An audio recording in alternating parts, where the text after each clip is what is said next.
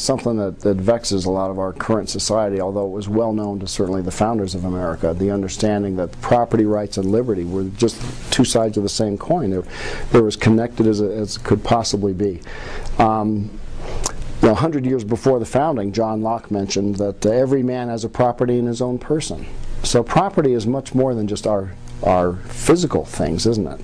It's more than our land and our buildings and our cars and our jewelry and our bank accounts and our stocks and bonds, or lack thereof. It's also ourselves, our ideas and our thoughts, our hopes and dreams. It's our humanity itself. Property is our humanity. That's what we are as human beings, as property creators and producers. And the argument came forth from that the fruits of our labor is our property as well, so our income that's earned and the things that we purchase with that. And if you were to steal my car, for example, you would steal half of my life, half of a year of my life, because it might have taken me half a year to earn the money to buy that car.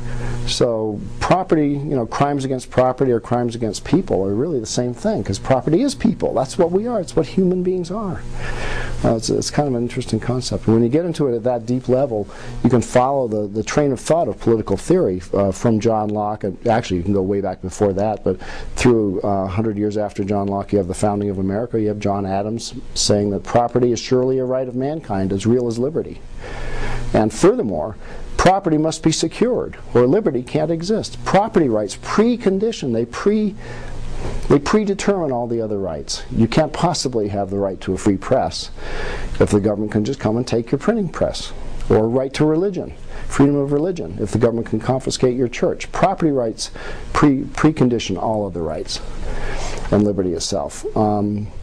Abraham Lincoln mentioned that a property rights argument against slavery itself, that he said, in her natural right to eat the bread she earns with her own hands, speaking of a black slave, in her natural right to eat the bread she earns with her own hands, without taking leave of anyone else, she's my equal and the equal of all others. This property right, the right to the fruits of our labor. And if you think about that, what is slavery but 100% taxation of our property rights, isn't it? That's what slavery is. If you own me, you own 100% of me, that's 100% tax rate. Well, so you have to wonder, what's a 30% tax rate or a 40% tax rate mean in terms of liberty, if the government is confiscating this much of the value of our lives? And that's the concept that I want to get across, the absolute conjoining of property and liberty itself. You can't separate them.